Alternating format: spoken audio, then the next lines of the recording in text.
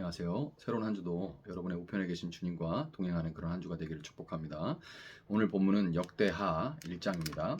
다윗의 아들 솔로몬은 자기의 왕위를 튼튼히 굳혔다. 주 하나님께서 그와 함께 계시며 그를 크게 높여주셨다. 솔로몬은 온 이스라엘 곧 천부장과 백부장과 재판관들과 온 이스라엘의 지도자들과 각 가문의 족장들을 불렀다. 솔로몬은 온 회중을 데리고 기브온에 있는 산당으로 갔는데 거기에는 하나님의 회막 곧 주님의 종 모세가 광야에서 만든 회막이 있었다. 그러나 하나님의 궤는 다윗이 일찍이 예루살렘에 궤를 모실 장막을 치고 기럇 여아림에서 그리로 올려다 두었다. 다만 훌의 손자요 우리의 아들인 부살렐이 만든 놋제단은 기브온에 있는 주님의 성막 앞에 있었다. 그래서 솔로몬은 회중과 함께 그리로 나아간 것이다.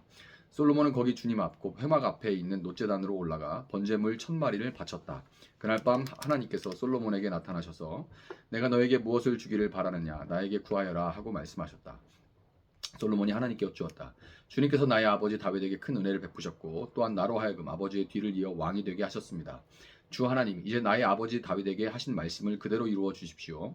주님께서 나를 땅의 티끌같이 많은 백성의 왕으로 삼으셨으니 이제 지혜와 지식을 나에게 주셔서 이 백성을 인도하게 하여 주십시오. 이렇게 많은 주님의 백성을 누가 다스릴 수 있겠습니까? 하나님께서 솔로몬에게 말씀하셨다. 너의 소원이 그것이구나. 부와 재물과 영화를 달라고 하지 않고 너를 미워하는 자들의 목숨을 달라고 하지도 않고 오래 살도록 해달라고 하지도 않고 오직 내가 너를 왕으로 삼아 맡긴 내 백성을 다스릴 지혜와 지식을 달라고 하니 내가 지혜와 지식을 너에게 줄 뿐만 아니라 부와 재물과 영화도 주겠다. 이런 왕은 네 앞에도 없었고 네 뒤에도 다시 없을 것이다. 그런 다음에 솔로몬은 기브온 산당에 있는 회막에서 떠나 예루살렘으로 돌아와서 이스라엘을 다스렸다. 솔로몬이 병거와 기병을 모으니 병거가 1400대, 기병이 12,000명에 이르렀다. 솔로몬은 그들을 병거 주둔성과 왕이 있는 예루살렘에다가 나누어 배치하였다. 왕의 덕분에 예루살렘에는 은과 금이 돌처럼 흔하였고 백향목은 세펠라 평원지대의 뽕나무만큼이나 많았다. 솔로몬은 말들을 이집트와 구해에서 수입하였는데 왕실 무역상들을 시켜 구해에서 사들였다. 병거도 이집트에 사들였는데 값은 병거 한 대에 은 600세겔이고 말 한 필에 150세겔이었다. 그렇게 들여와서 그것을 헷 족속의 모든 왕과 시리아 왕들에게 되팔기도 하였다. 아멘. 자, 이제 역대하가 시작됐죠. 역대하가 시작되면서 다윗의 뒤를 이은 솔로몬의 통치로 이야기가 시작되지만 사실은 솔로몬의 어떤 통치보다는 역대기 기자의 관심은 성전 건축에 머물러 있습니다. 그러니까 역대상에서 다윗으로부터 시작됐던 이 성전 건축의 이야기가 여전히 역대하에도 진행되고 이어져서 진행되고 있는 것이죠. 하나님은 다윗과 맺은 언약을 통해서 다윗의 후손이 성전을 지어서 하나님께 봉헌하면 그 성전 안에 영원히 하나님의 보좌를 설치해서 영원한 하나님의 왕국을 건설할 것이다. 이렇게 약속을 하셨습니다. 다윗과 솔로몬으로 이어지는 성전 건축 이야기는 이후에 역대하에 등장하는 왕들이 있어요. 유다의 왕들이 있죠. 이 왕들을 평가하는 기준으로 작동을 합니다. 다윗 왕조의 왕들이 성전에 대해서 신실한 태도를 유지하면서 하나님 앞에 겸비하여 회개할 때 번영과 회복의 가능성이 높은 반면에 성전을 멸시하고 하나님 앞에서 겸비하지 않을 때는 항상 징벌과 멸망의 길만이 기다리고 있었던 거예요. 이것이 성전을 대하는 이 태도에 있어서 왕들을 평가하는 기준이 되는 겁니다. 유다의 왕들이 하나님과 어떤 관계를 맺느냐에 따라서 국가의 흥망성쇠가 좌우되는데 이것은 하나님께서 다윗과 맺은 언약에 기초한 이스라엘의 생존과 번영에 있어서 근본적인 원리입니다. 성전을 건축하고 거기서 예배했던 다윗과 솔로몬의 기준에 맞게 살았던 왕들은 복을 받았어요. 물론 왕이 복을 받았다는 얘기는 이스라엘 전체가 그 복을 누렸다는 얘기인 거죠. 반대로 그렇지 못한 왕들은 저주를 받았는데요. 그 모습, 이런 모습을 통해서 역대기 기자는 포로기 이후에 귀환한 이스라엘 공동체를 향해서 이스라엘의 회복과 부흥은 다윗 왕조, 그 왕조를 다시 재건하는 데에 달려 있는 것이 아니라 하나님의 언약 공동체로서 포로 귀한 공동체가 하나님의 성전과 그 성전에서 드리는 예배에 얼마나 신실한 태도를 회복할 수 있느냐에 달려 있다라는 것을 이 역대 기자는 역설하고자 했던 겁니다. 오늘 본문에는 솔로몬의 1000번째 얘기가 나오죠. 같은 내용이 기록된 곳이 열왕기상 3장입니다. 열왕기상 3장에 기록된 그런 내용을 볼 때 오늘 본문은 명백하게 성전 건축의 관점에서 기록되어 있다는 것을 확인할 수가 있습니다. 열왕기상 3장에서 솔로몬이 기브온 산당에서 제사를 드린 것은 하나님을 향한 그 솔로몬의 개인적인 종교적 열심이었어요. 그렇지만 오늘 본문은 솔로몬이 온 이스라엘의 천부장들과 백부장들, 재판장들, 방백들과 족장들에게 명령해서 함께 제사를 드렸다는 것이 강조되어 있습니다. 이 내용은 열왕기에는 없는 거예요. 성전 건축과 제사가 왕 혼자만의 일이 아니라 온 이스라엘이 함께 마음을 쏟아 부어야 하는 본질적인 일이라는 것이 역대기에는 강조가 돼 있는 것입니다.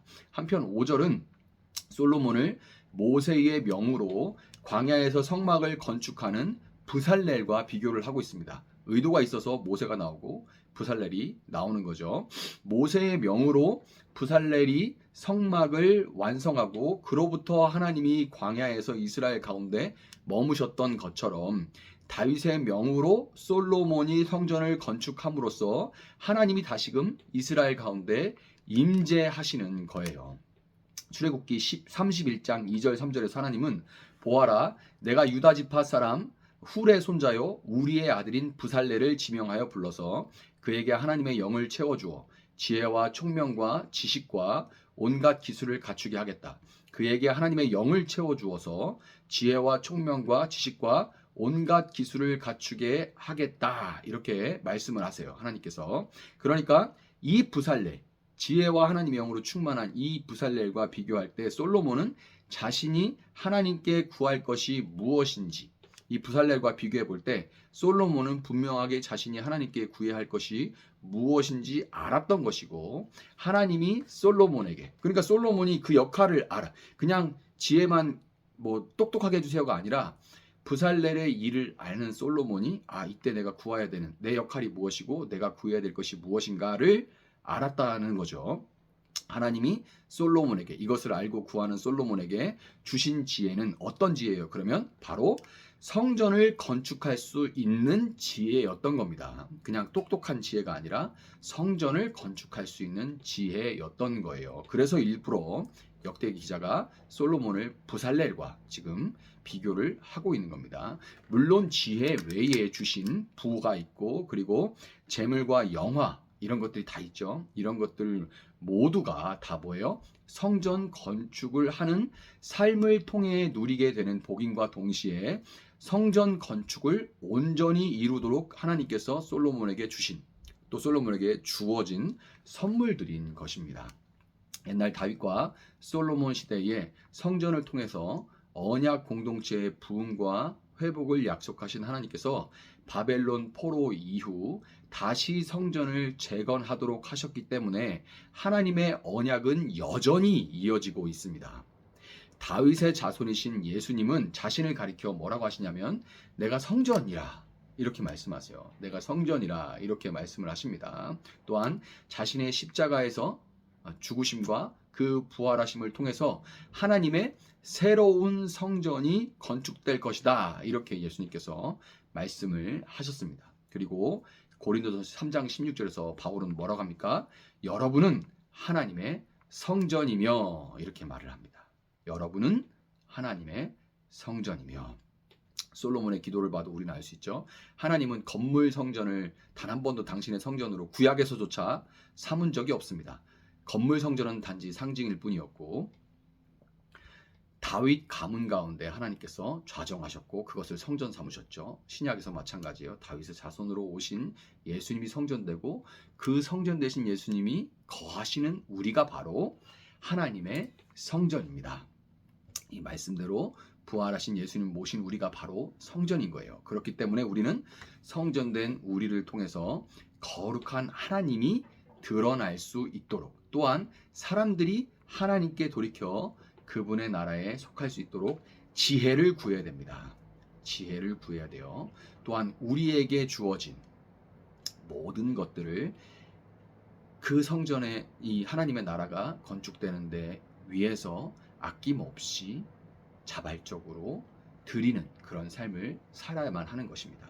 역대기 저자가 강조한 대로 유다의 왕들이 또한 그랬던 것처럼 포로 귀한 공동체가 하나님을 올바로 예배하면서 하나님과 맺은 언약에 충실했던 한 이스라엘의 미래가 밝았던 것처럼 성전 곧 하나님의 나라를 이 땅에 세워가고 또한 하나님을 예배하는 건축자요 예배자의 삶을 살아가는 여러분의 삶이 풍성하고 복된 삶이 될 수 있기를 또한 그런 삶을 여러분 살아갈 수 있기를 예수님의 이름으로 축복합니다. 잠시 함께 기도하겠습니다. 사랑하신 주님 감사합니다.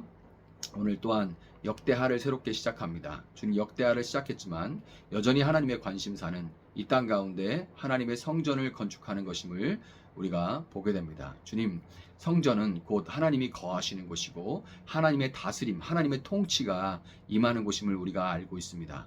우리 가운데 성전 되신 예수님께서 거하심으로 이제 우리가 기쁨으로 하나님께 순종하고 우리를 통해 하나님의 말씀이 이 땅 가운데 뜻이 하늘에서 이룬 것 같이 땅에서도 이루어지는 역사가 일어날 수 있도록 주님 우리 삶을 붙들어 주시고 우리 한 사람 한 사람 축복하여 주시기를 원합니다. 주님 우리가 새로운 한 주를 살아갈 때 주의 말씀을 붙들고 살아갈 수 있게 하시고 지치고 낭망하지 않도록 주님 도와주시고 주님 주신 지혜를 구하며 살아갈 수 있도록 주님 함께하여 주시옵소서. 감사하며 예수님의 이름으로 기도합니다. 아멘. 오늘 주신 말씀 붙들고 계속해서 기도합니다.